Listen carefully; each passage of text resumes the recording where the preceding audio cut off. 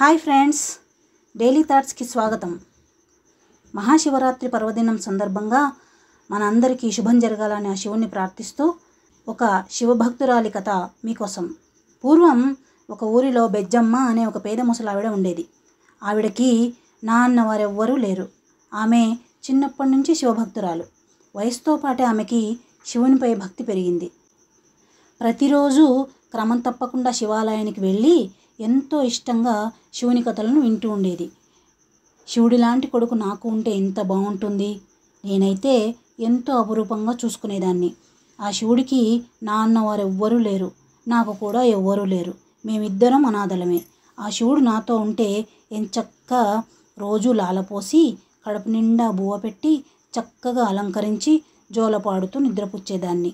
నా దగ్గరే ఉంచుకొని కంటికి రెప్పలాగా చూసుకుంటాను. ఇక నుంచి మేమిద్దరం తల్లి కొడుకులమని నిర్ణయించుకుంది.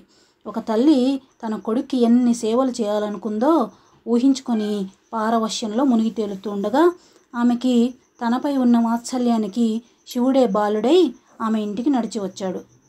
ఆమె చూపిన ప్రేమకి సేవలకి ఉప్పొంగిపోయాడు ఆ మహాదేవుడు. ఆ వార్త ఊరంతా వ్యాపించింది.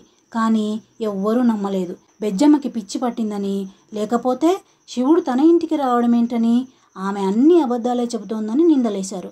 కానీ ఆమె మాత్రం మళ్ళీ శివుని రాకకై ఎదురు చూస్తూ ఉంది. ఒకనాడు శివుడు వచ్చి తనతో పాటు కైలాసానికి తీసుకెళ్ళి ఆమెకి మాతృస్థానం కల్పించాడు. శివ అంటేనే స్వచ్ఛమైనది అని అర్థం. ఆమె వాత్సల్యం స్వచ్ఛమైంది కాబట్టి ఆమెకి కైవల్య ప్రాప్తి లభించింది. మనందరికీ ఆ మహాదేవుని అనుగ్రహం కలగాలని ప్రార్థిస్తున్నాను. ఇది ఫ్రెండ్స్ ఈనాటి వీడియో. ఆ పరమశివుడికే తల్లిగా మారిన భక్తురాలు బెజ్జమహాదేవి కథ. ఈ స్టోరీ మీరు ఎప్పుడైనా విన్నారా? వింటే నాకు కామెంట్ చేయండి. అలాగే like, share, comment and subscribe చేయండి. ఓం నమః శివాయ.